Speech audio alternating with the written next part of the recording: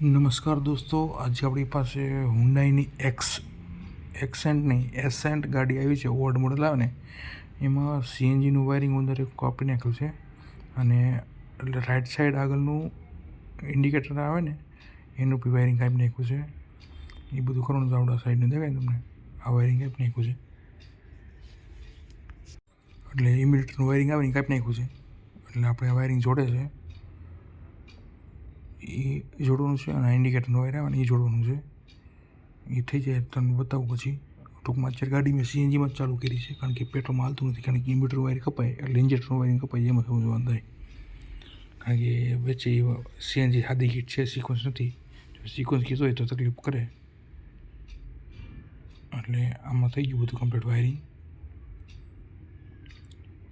હવે ગાડી સ્ટાર્ટ કરીને બતાવું તમને. અહીં ઇન્ડિકેટરનું વાયરિંગ હતું એ બધું થઈ ગયું છે. રેડી. હવે પછી આમાં આગળ છે ને સીએનજીમાં ડાયરેક્ટ કરી છે, બતાવું તમને કઈ રીતની કરી છે. નહીં જો આમાં બ્લુ કલરનો વાયર અને રેડ કલરનો જે હાથમાં બહાર આવશે ને એ પાવરનો છે. એ બે બાજુમાં જ છે. જો એ આકડી મારી છે, એ આકડી કાઢી નાખવી ને એટલે સીએનજીમાંથી કેન્સલ થઈ જાય અને સ્વિચમાં સડી દેવાનું સોકેટ.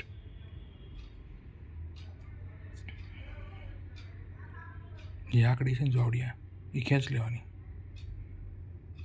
અને જો અહીં સ્વિચ છે સીએનજી સ્વિચમાં ચડાવી દો ને એટલે ઓટોમેટિક કમ્પ્લીટ થઈ જાય. પાછું કંપની વાયરિંગ જે રીતના હોય ને એ રીતે સીએનજીમાં પાવર આવી ગયો તો કે ચાવી ચાલુ કરવાનું એટલે પાવર આવી ગયો. ઓકે. નકર પહેલાં પાવર બી નહોતો આવતો.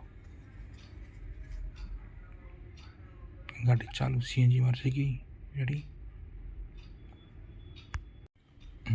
હવે પેટ્રોલમાં કરી બતાવું. ઓકે. પેટ્રોલમાં બી ગાડી ચાલુ. ગાડી સ્ટાર્ટ જ છે.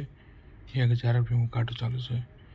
અને સીએનજીમાં રેડી રિવર દો એટલે સીએનજીમાં કટઅપ. ઓકે. સીએનજીમાં બે જતી રહી.